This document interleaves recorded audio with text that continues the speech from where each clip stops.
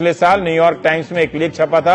Economics के professor Sergei गुरिव और राजनीति शास्त्र के प्रोफेसर डेनियल ट्रेसमैन का ये लेख कहता है कि आजकल नए प्रकार के ऑथोरिटेरियन सरकारों का उदय हो चुका है।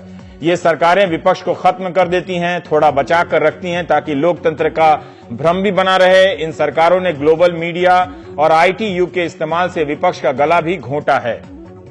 अति प्रचार, बहुत ज्यादा प्रचार, दुष्प्रचार, झूठा प्रचार यानी प्रोपेगेंडा का खूब सहारा लिया जाता है। सेंसरशिप के नए नए तरीके आ गए हैं। सूचना संबंधी तरकीबों का इस्तेमाल होता है ताकि रेटिंग बढ़ सके। इसे भी अब फर्जी तरीके से बढ़ाया जाता है। नागरिकों को एहसास दिलाया जाता रहता है कि आपके पास कोई दूसरा विकल्प नहीं है, हम ही श्रेष्ठ विकल्प हैं। इस लेख में इन शासकों को नया ऑटोक्रेट कहा गया है, न्यू ऑटोक्रेट, जो मीडिया को विज्ञापन की रिश्वत देते हैं, मीडिया पर केस करने की धमकी देते हैं, नए नए निवेशकों को उकसाते हैं कि सरकार की आलोचना करने वाले मीडिया संस्थान को ही खरीद ले।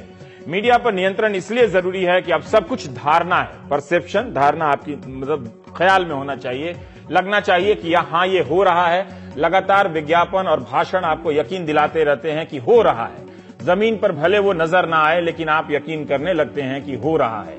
रूस के राष्ट्रपति पुतिन ने पश्चिम की एक बड़ी पीआर कंपनी केटचम को हायर किया है ताकि वो क्रेमलिन के पक्ष में पश्चिम के देशों से लॉबी करे। कुछ लोग पश्चिम के नेताओं को नियुक्त कर लेते हैं ताकि जैसे नूर सुल्तान ने टोनी ब्लेयर को किया, या उनके किसी फाउंडेशन में चंदा दे देते हैं। इंटरनेट पर युद्ध सा माहौल चल रहा है, वहां लगातार जमीन कब्जाने का अभियान है।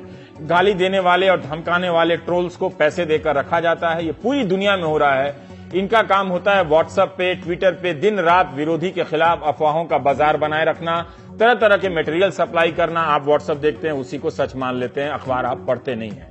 और अखबारों की भी वही हालत है। ये ट्रोल्स आपके कमेंट बॉक्स को सत्ता पक्ष की बातों से भर देते हैं, आपकी आलोचना को गाली दे देकर एहसास करा देते हैं कि पूरी दुनिया आपके खिलाफ हो गई है। ऐसा सोचने वाले आप ही अकेले हैं, आपके की तरफ कोई और नहीं सोचता है। विपक्ष की मीडिया साइट को खत्म करना भी इनकी रणनीति का हिस्सा होता जा रहा है, पर पूरी तरह से विपक्ष को समाप्त नहीं किया जाता। थोड़ा सा बचा के रखते हैं ताकि आपको लगे कि नहीं, लोकतंत्र है, हम लोकतंत्र में हैं।